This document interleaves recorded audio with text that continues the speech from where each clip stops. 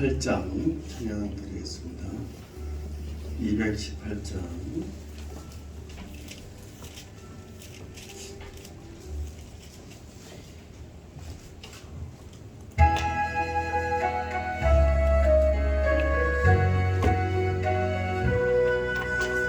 내 마음과 정성을 다하여서 주 너의 하나님을 사랑하라. 내 몸을 아끼고 사랑하는 형제와 이웃을 사랑하라. 주께서 우리에게 명하신 그 명령 따라 살아가리. 널 미워 해치는 원수라도 언제나 너 그렇게 사랑하라. 빛과 가는 차 위에서도 신실한 마음으로 복을 빌라. 주께서 우리에게 명하시니 그 명령 따라서 살아가리. 나 항상 주님을 멀리하고 형제를 사랑하지 못하였다. 이러한 죄인을 사랑하사 주께서 몸 버려 죽으셨다. 속죄의 큰 사랑 받음이로 생명 담아져 충성하리. 아멘. 묵도하심으로 수요일 하나님 올려드리겠습니다. 주님 수요일 예배 가운데도 함께하여 주시고 3일 동안 지켜주시니 감사드립니다. 3일 동안도 하나님께서 함께하시고 인도하여 주옵소서. 예수님 이름으로 기원합니다. 아멘. 288장 찬양 드리겠습니다.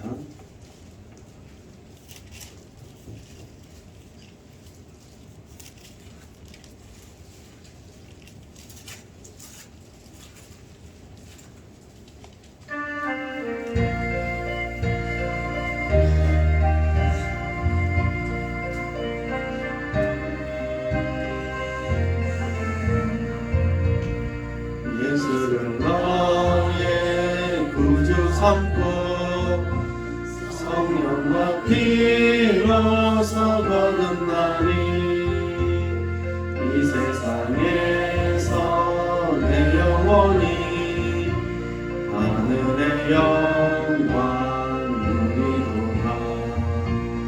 이것이 나의 간증이요 이것이 나의 찬송일세.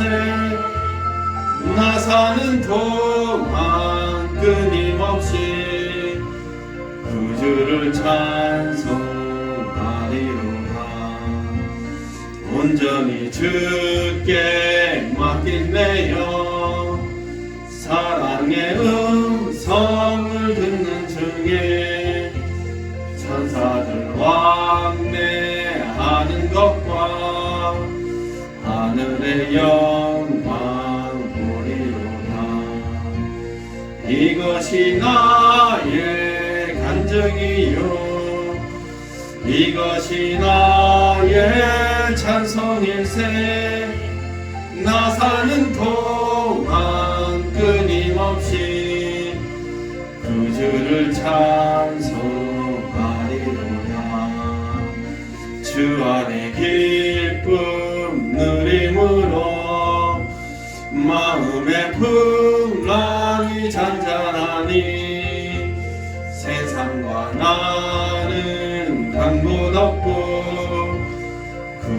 오직한 주만 보이도다. 이것이 나의 간증이요 이것이 나의 찬송일세. 나 사는 동안 끊임없이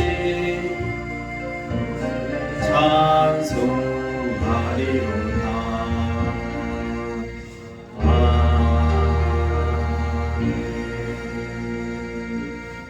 김기순 권사님 기도 인도해 주시겠습니다. 너희 마음에 눈을 밝히사 그의 부르심의 소망이 무엇이며 성도 안에서 그 기업의 영광의 풍성함이 무엇이며 그의 힘의 위력으로 역사하심을 따라 믿는 우리에게 베푸신 능력의 지극히 크심이 어떠한 것을 너희로 알게 하시기를 구하노라. 아멘. 전능하신 하나님 아버지, 새해 우리의 마음의 눈을 밝혀주셔서 하나님의 말씀대로 살아가게 힘쓰고 하나님의 능력으로 하나님이 하시는 일들을 기대하며 소망을 갖게 하시니 감사를 드립니다. 저희들이 지나온 길을 돌아보며 고비마다 함께 하신 하나님의 손길을 느끼며 도우시고 인도해 주심에 감사합니다. 저희들이 한 해를 살아가면서 때론 힘든 일이 있을지라도 문제 앞에 상황을 잘 이겨낼 수 있도록 성령이여 도와주옵소서. 우리 교회 2024년 목회 계획과 방향 아래 다음 세대와 함께하는 살롬 축복, 본질 회복, 교회 부흥 표로 나아갑니다. 말씀 기도와 교회 부흥 ALB성과 다음 세대, 이웃 섬김, 열방 선교 이 모든 계획이 주님의 크신 은혜로 잘 감당하게 하소서. 당회가 하나 되어 각 위원회가 아름답게 잘 섬겨나갈 수 있도록 능력과 지혜를 더하여 주옵소서. 모든 예배가 회복되고 성장 부흥되길 원합니다. 우리 교회가 세상의 빛과 소금이 되며 참 생명의 길을 인도하는 교회로 등대가 되게 하시니 감사합니다. 나라와 민족을 위해 기도합니다. 대통령과 위정자들이 하나님을 경외하며 정의와 공의로 국정을 잘 이끌어 나가게 하소서. 나라를 사랑하고 국민을 존중하며 국가적 어려움에 지혜롭게 해결하며 정치, 경제, 사회, 문화, 국방, 미디어 모든 분야의 지도자들이 잘 세워져 하나님 나라가 임하는 통로가 되게 하옵소서. 세계 열방이 전쟁과 지진, 자연재해로 인해 환란이 계속되고 있는 이때에 하나님께서 긍휼히 여기사 열방이 회개하고 하나님께로 돌아오는 역사가 임하게 하셔서 평화를 찾게 하소서. 한우들을 치료하여 주옵소서. 질병으로 고통과 염려와 두려움에서 믿음으로 기도하는 한우들을 긍휼히 보시고 치유와 회복의 은혜를 베풀어 주옵소서. 담임 목사님 항상 영역을 다하여 주시고 지혜와 성령 충만으로 나아가게 하시며 영역이 강건하게 하옵소서. 목회사에게 어려움이 없으시도록 날마다 세영을 부어 주옵소서. 목사님 가정에 늘 평강 주시고 사모님 건강이 잘 회복되게 도와주옵소서. 교육자들께도 같은 은혜를 베풀어 주셔서 감사의 삶이 넘치게 하소서. 신실하신 조성우 목사님 한량없으신 주의 은혜로 채워주시며 성령 충만으로 나아가게 하시고 이 시간 구원에 관하여 말씀 전하실 때 말씀의 능력이 임하게 하셔서 함께 은혜 받는 귀한 시간 되게 하옵소서. 길과 진리와 생명 되시는 예수 그리스도 이름으로 기도합니다. 아멘. 아멘. 말씀은 유다서 1장 1절에서 4절 말씀입니다. 유다서 1장 1절에서 4절 말씀.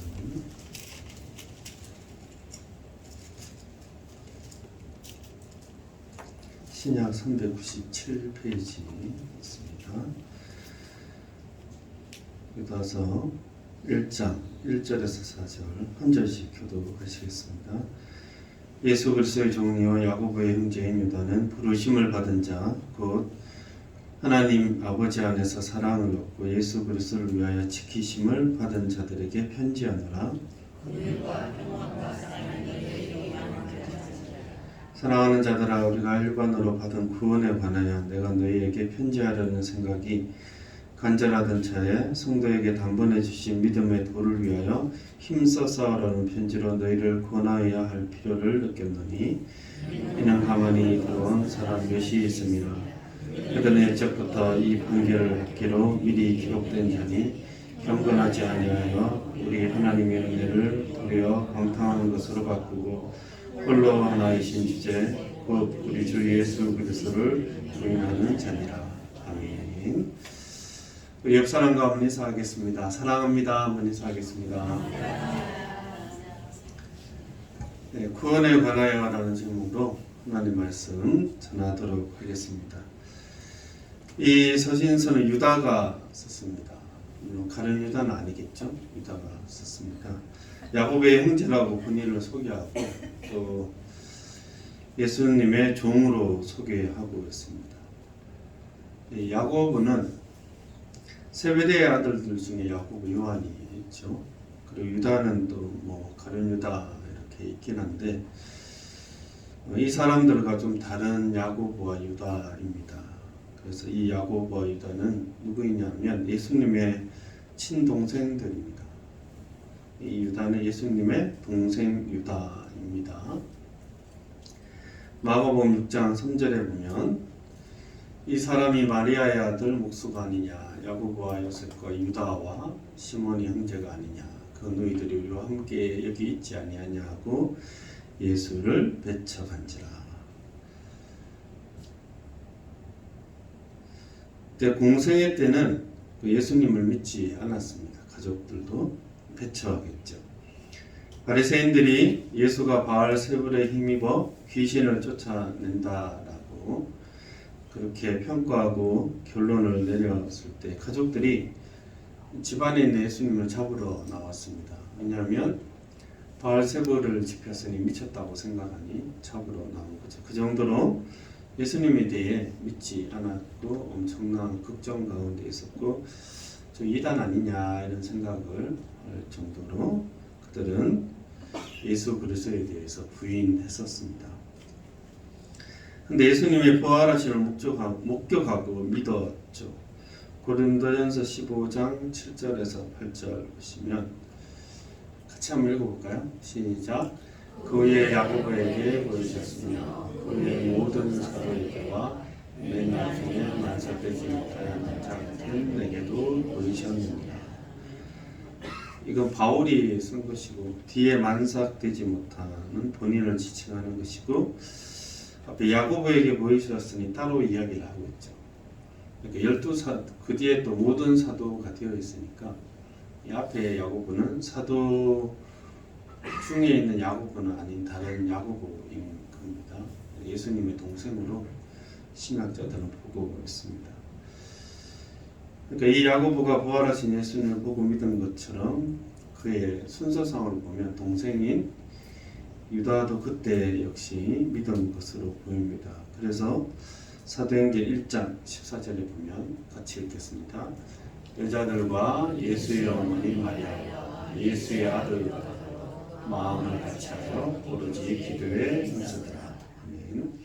그래서 오순절날 어머니와 아우들도 함께 예수님 믿고 그 말씀을 의지해서 오순절날 성령 오시기를 기도했었습니다. 그렇게 예수 그리스도를 믿게 되었죠. 예수 그리스도께서 부활 가운데 유다에게 보이셨으며 그를 부르셨습니다. 1절에 보면 예수 그리스도의 종이요 야고보의 형제입니다는 부르심을 받은 자 이렇게 되어 있죠. 성도가 부르심을 받은 자인데 본인도 그렇게 부르심을 받은 자로서 예수 그리스도를 믿게 되었다는 이야기를 하고 있는 것입니다. 부르심을 받은 자 곧 하나님의 사랑을 얻었다고 말씀하며 단순히 예수님의 동생이라고 해서 예수님을 자연스럽게 믿게 되진 않았습니다. 야고보의 형제인 본인을 부르셨고 그래서 믿게 되었죠. 그래서 예수님을 그전에 형 하고 따라다녔겠지만 이제는 자신을 종으로 고백하고 있죠. 예수 그리스도의 종이요. 예수 그리스도를 주로 고백하고 있는 것입니다. 이런 모든 성도들은 모태 신앙이든 아니든지 간에 부르심을 받고 믿게 되었습니다. 내가 자연스럽게 믿게 됐던 안 믿다가 나중에 뭐 중간에 들어와서 나이 늙음하게 되어서 왔던지 간에 겉으로 보기엔 자연스럽게 믿었고 또 뭐 마지막에 억지로 누가 오라 해서 믿었고 그렇게 이야기할 수 있겠지만 근본적으로 예수님께서 부르셔서 우리가 믿게 된 것입니다. 그래서 예수님을 믿게 되면 예수님을 단순히 선한 선생이나 도덕적이거나 인류의 모범이 되는 삶으로 살아갔던 사람으로 믿는 것이 아니라 예수님을 주로 믿게 되죠. 주. 랍비가 아니라 이제는 구세주와 주로 고백하게 되는 것입니다. 그리고 우리는 종인 거죠. 이 종이라는 표현을 할 때 하나님은 뭔가 폭군처럼 느껴지고 우리는 노예라는 그런 의미가 아니라 하나님의 말씀을 순종하고 그분을 전적으로 이 구원과 우리의 삶을 의지한다는 측면에서 우리가 종이다 이렇게 표현을 하는 것입니다. 예수님을 거부했던 가족들도 이 부활하신 그리스도를 보고 또 그분의 부르신 가운데 믿게 되었습니다. 그리고 그 부르신 자들 가운데 하나님의 사랑을 얻도록 하셨다 이렇게 말씀하고 있죠. 얻도록 하셨는데 또 그 믿음과 신앙을 주께서 예수 그리스도를 위하여 지키심을 받은 자들 이렇게 표현하고 있으니까 그 믿음과 신앙을 지키심을 받는 자들이 예수 믿는 사람들인 것입니다. 주님이 부르시고 사랑 가운데 거하게 하시고 그리고 그 부르신 자들의 믿음과 삶을 지키시는 것입니다. 할렐루야. 여러분 좋으시겠어요? 하나님이 부르시고 사랑하시고 또 지켜주세요. 자녀이기 때문이죠. 종이라는 의미가 있지만 자녀라는 의미가 또 들어가 있는 거죠. 여러분 예수님은 저와 여러분을 또한 부르셨습니다. 그리고 부르심은 무엇을 하라고 부르시는 것이 아니고 또 뭔가 우리 것을 좀 바치라고 부르신 것이 아니라 하나님의 사랑을 얻고 그 안에 거하게 하시기 위해 부르신 것입니다. 예수 믿지 않았을 때에 우리는 하나님의 사랑이라 값없이 주시는 진정한 사랑이 뭔지 몰랐습니다. 제가 군에 갔을 때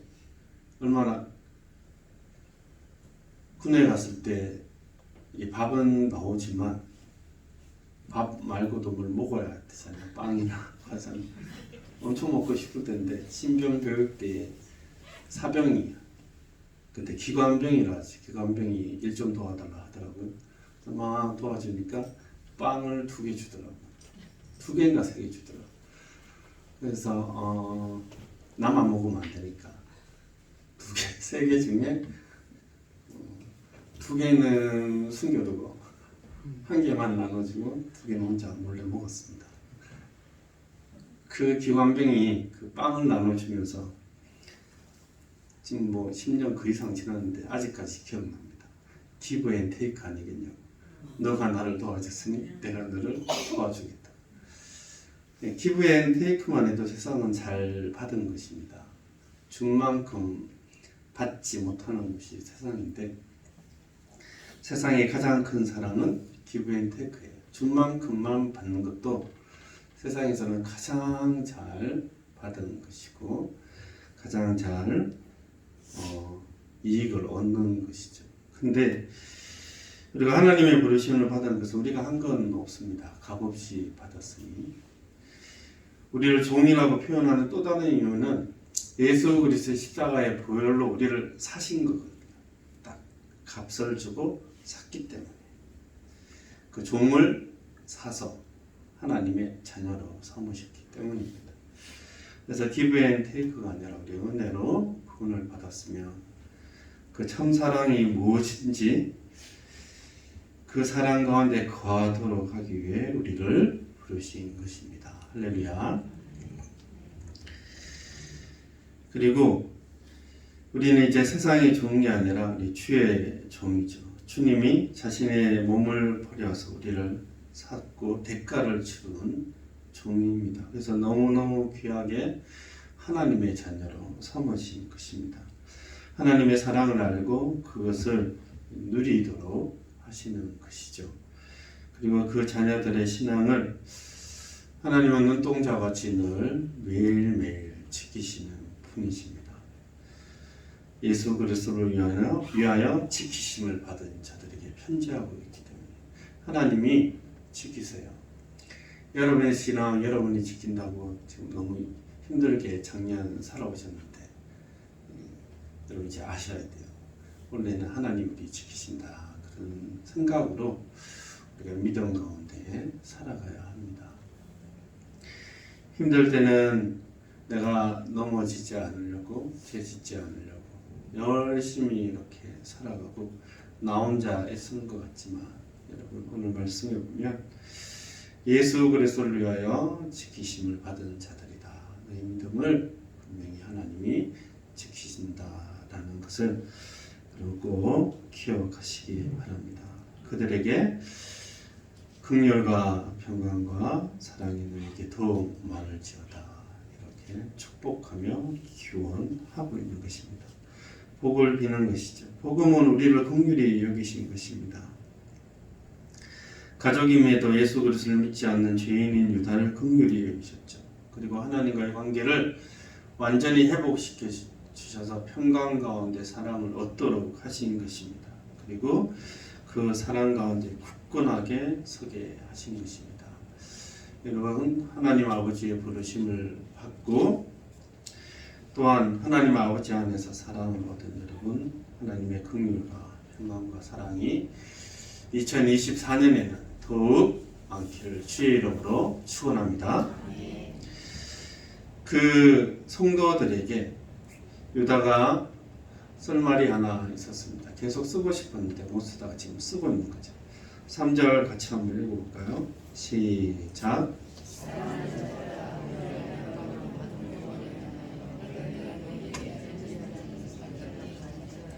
성도에게 당번해 주신 믿음의 도를 위하여 힘써 싸우라는 편지로 너희를 권하여야 할 필요를 이렇게 믿으니. 사랑하는 자들아, 일반으로 받은 구원에 대해서 내가 편지하려는 생각이 굉장히 간절했어요. 그래서 성도에게 당번해 주신 믿음의 도를 위하여 이제 써야 되겠다 생각해서 지금 쓰고 있는 거죠. 유다서 1장 3절 우리가 방금 읽었는데 이거 쉬운 성경으로 읽어보면 이렇게 되어 있습니다. 네, 제가 읽어드릴게요. 사랑하는 친구들이여, 나는 우리 모두가 함께 누리고 있는 구원에 관해 여러분에게 편지 쓰기를 간절히 원했습니다. 그러나 이제는 여러분에게 편지를 써야 할 다른 이유가 생겼습니다. 그것은 하나님께서 그의 귀한 백성에게 주신 믿음을 여러분이 굳게 지키라는 것입니다. 하나님께서는 이 믿음을 한 번 주셨고 또 그것은 한 번으로 영원한 것이 되는 것입니다. 할렐루야. 한 번 주셨다는 것은 변치 않기 때문에 이 천국 갈 때까지 영원한 믿음입니다. 여러분이 가지고 있는 그 믿음은 뭐 믿음이 크다 작다 이런 표현을 할 수 있지만 한 번 주신 그 믿음은 천국 갈 때까지 영원한 믿음입니다. 다른 믿음이 있는 것이 아닙니다. 믿음의 대상이 한 분이시잖아요. 예수님. 다른 거 혹시 믿으시나요?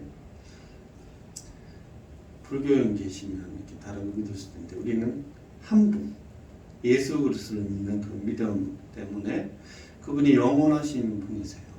그래서 한 분 그리스도를 통하여 믿는 그 한 번의 믿음은 영원한 믿음으로 우리를 천국으로 인도하실 것입니다. 믿음은 물론 자라나며 성숙해 가지만 이 한 번에 주신 것입니다.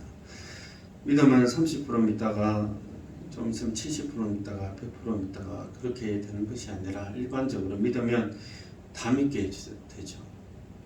여러분 예수님 믿게 되면 예수님 기적만 믿게 되는 것이 아니라 예수님 말씀도 믿게 되고 부활도 믿게 되고 그렇지 않습니까?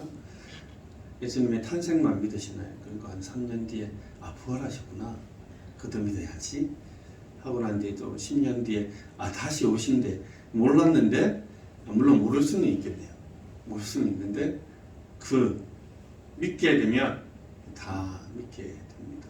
믿게 되면 우리가 구원자라는 걸 믿게 되죠. 믿음의 지식이 양이 많고 적을 수 있지만 우리가 예수님 믿게 되면 예수님이 나를 구원하셨구나라는 것을 우리가 믿게 되는 것입니다.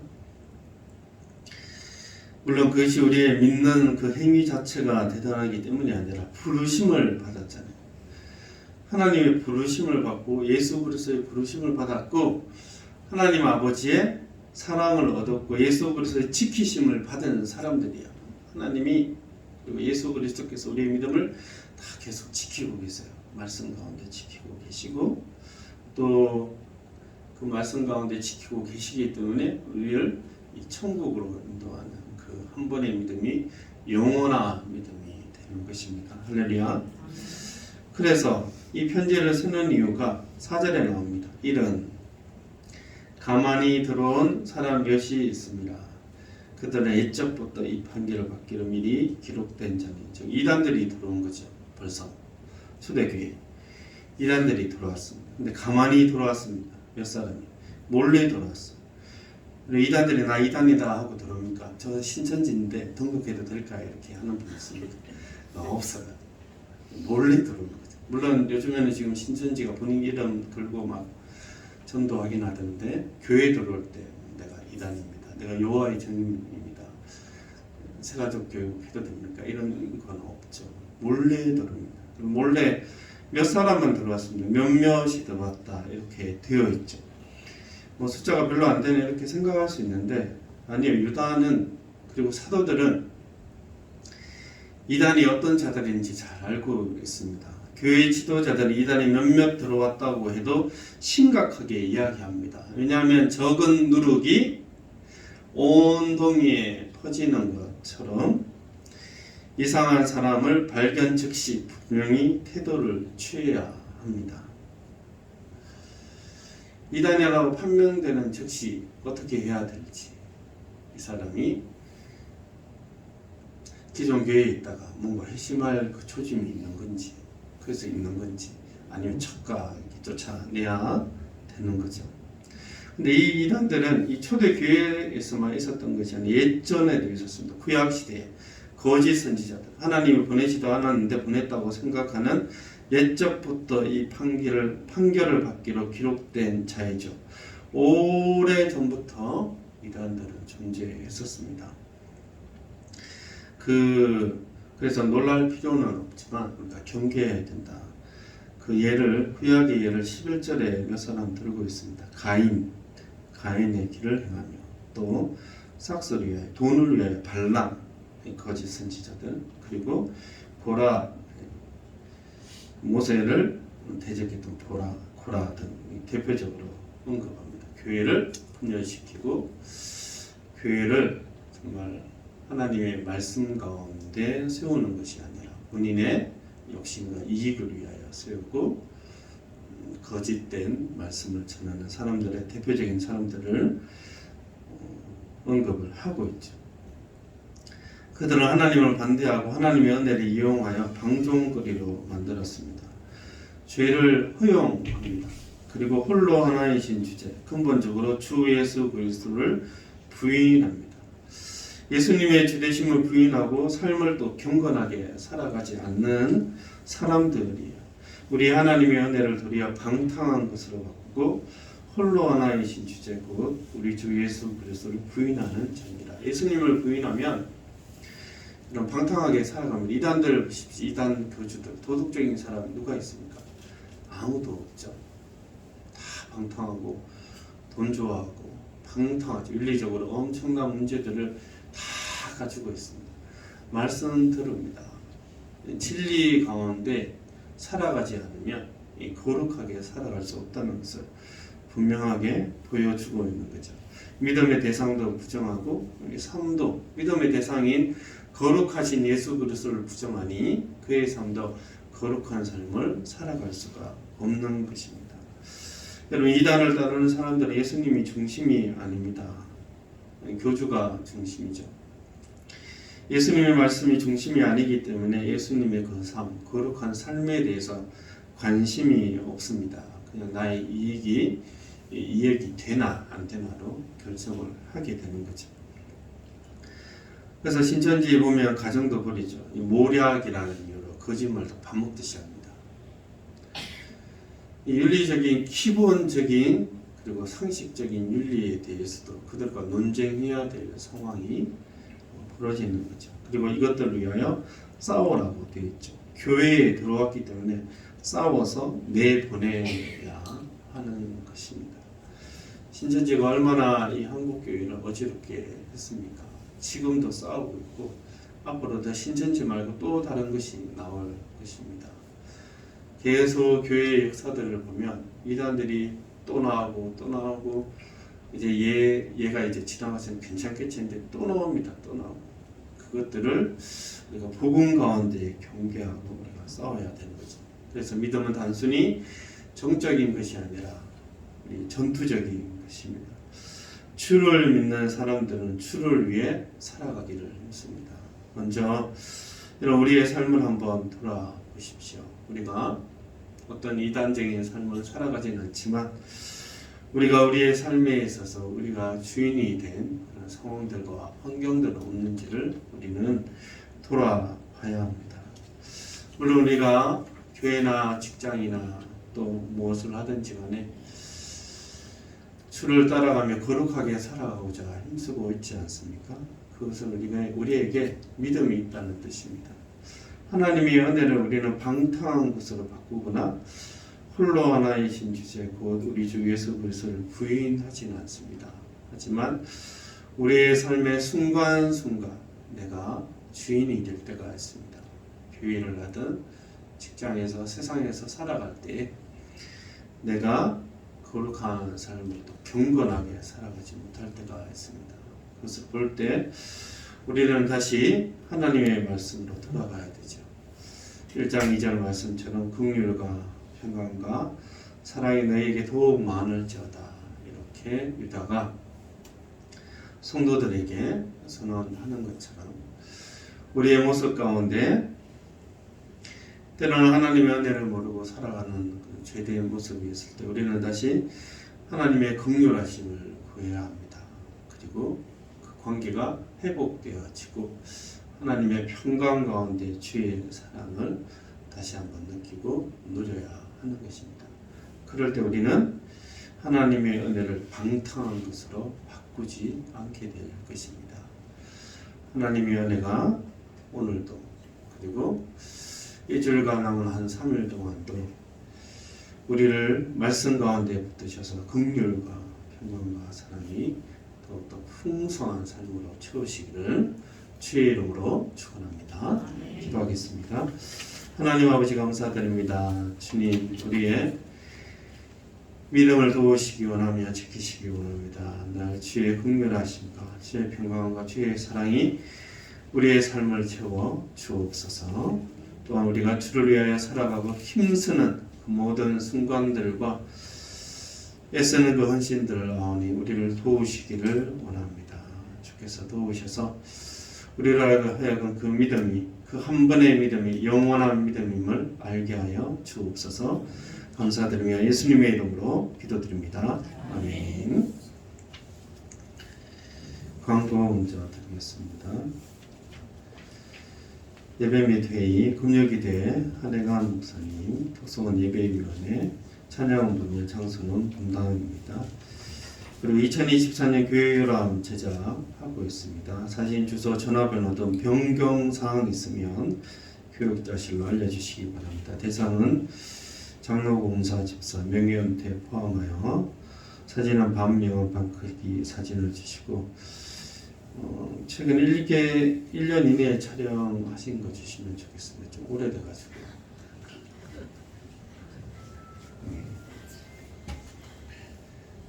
오래된 게 있어가지고 부탁을 드립니다. 우리 찬송가 208장 찬양드리겠습니다.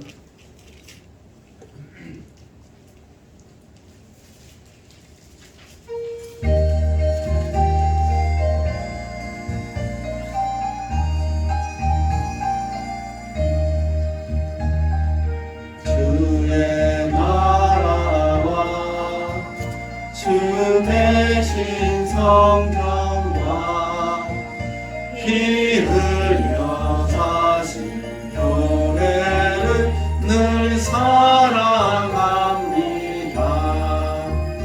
내 주의 교회는 천성과 같아서 눈동자같이 아끼사 늘 보호하시네. 이 교회 위하여 눈물과 기도로 내 생명 다하기까지 늘 봉사합니다. 성도의 교제와 교회의 위로와 구주와 맺은 언약을 늘 기뻐합니다. 하늘의 영광과 베푸신 은혜가 진리와 함께 영원히 시원해 넘치네.